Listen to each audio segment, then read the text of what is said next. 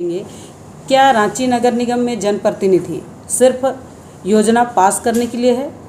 अगर वो धरातल पर नहीं उतरा तो उसको समीक्षा भी करनी चाहिए, लेकिन ये दोनों काम नहीं हो रहे हैं। लगातार आप देख रहे होंगे ये चौथी बार होगी जो हमने समीक्षा बुलाया और समीक्षा पर ये लोग नहीं आए। तो मैं आपको बता दूं कि कल की बात बता रही हूँ, काटाटोली चौक के पास में कचरा उठाने के लिए बार बार बोला गया, कचरा नहीं उठाएं।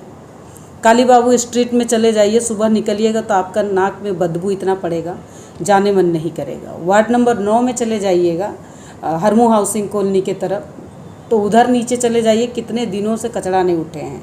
ऐसे वार्ड नंबर 51-52 में चले जाइए, उधर तो कचरा उठाने जाता ही नहीं लोग। तो ये कई ऐसे विषय हैं, परिस्थिति है जो आंखों देखा है। तो आपके पास में कंपनी काम आई है, आप सही से मॉनिटरिंग नहीं करेंगे तो कंपनी को क्यों रखे हैं? अभी CDC है, उनको प्रत्येक महीना आप करोड़ों राशि भुगतान कर रहे हैं और आप काम नहीं ले रहे हैं, तो कहीं ना कहीं हमारी कमी है जिसके कारण हम नहीं कर पा रहे हैं। हमारे पास इतनी गाड़ियां हैं, टाटा एस थी, सारे काम कर रहे थे। तो अगर हम बैठेंगे, कहीं कमी है, कहीं बेसी है, कुछ है, इसको तो देखना चाहिए। मैं इतना ही कहना चाहती हूँ कि जिस तरह से दोनों कंपनी का भी चयन हुआ है, गलत तरीके से चयन हुआ है और ये काम नहीं कर पा रहे हैं, तो इनको दामाद बना के बैठाना नहीं चाहिए। दूसरा, इनको भुगतान नहीं करना चाहिए, क्योंकि जो भी काम रांची की जनता के लिए करते हैं, जनता चुन के भेजी है हम लोगों को कि रांची को अच्छा, साफ, स्वच्छ और सुंदर बनाएं।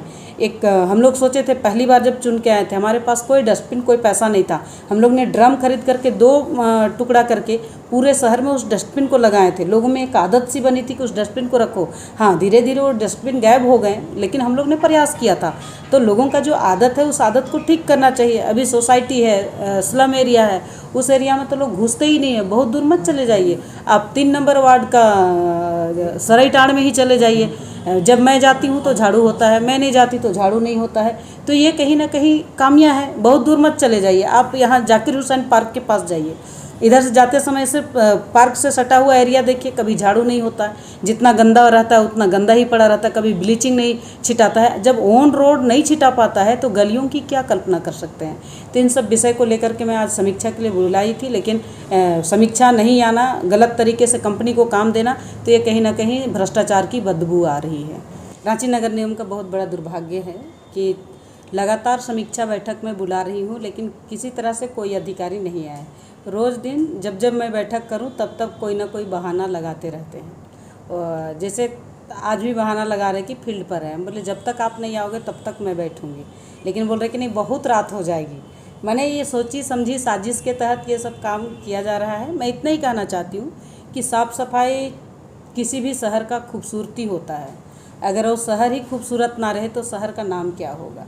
जिस तरह से रांची को भारत सरकार ने अवार्ड दिए साफ़ सफाई को लेकर के, और हम लगातार अच्छे अंकों को प्राप्त किए मेहनत के साथ में। 2014 से लेकर अब तक का अगर हम बात करते हैं, मेरा जो कालखंड रहा, इस कालखंड में मैंने बहुत हर समय हर बार समीक्षा और जहाँ कमी हो जाती थी उनको वहाँ तक पहुँचाने का काम करते कि किसी तरह कोई वार्ड में कोई काम ना छूट जाए, किसी गली में कोई काम ना छूट जाए। इस दृष्टिकोण से काम करना। रही बात अभी पूरे शहर की साफ़ सफाई के लिए कंपनी को हम लोग ने दिए हुए हैं, जोंटा को और CDC को। ये दोनों कंपनी काम कर रही है, लेकिन अभी आप देखेंगे, मैं पूरा फील्ड घूम रही हूँ, देख रही हूँ, कई ऐसे इलाका है जहाँ डोर टू डोर कलेक्शन ही नहीं हो रहे हैं। और डोर टू डोर अगर कलेक्शन नहीं होंगे तो कचरा लोग कहाँ रखेंगे, घर में बदबू आएगी। और इस समय जिस तरह से कोरोना जैसे महामारी सामने आ रही है और इस समय वायरल बहुत हो रहा है, वायरल फीवर, तो कहीं ना कहीं महामारी का कारण ये भी ना बन जाए। इस दृष्टिकोण से अगर साफ़ सफाई को समीक्षा करना मैं चाहती हूँ तो आना चाहिए, क्योंकि कोई भी काम सिर्फ मेरे लिए नहीं, रांची के लिए भी और नगर निगम के लिए, रांची की जनता के लिए बहुत ही अच्छा होता। दूसरी बात मैं बताना चाहती हूँ, जोंटा को काम दिया गया है। जोंटा को भी आज तक सभी जगह पर सेमी अंडरग्राउंड डस्टबिन लगा लेना चाहिए था, जो अभी तक नहीं लगाए। और ऐसा जानकारी मिला है कि वो काम छोड़ करके भाग गई है, लेकिन भी पता नहीं क्या समझ करके 3 करोड़ राशि तक का उनको भुगतान कर दिया गया है। तो ये बहुत बड़ा दुर्भाग्य है।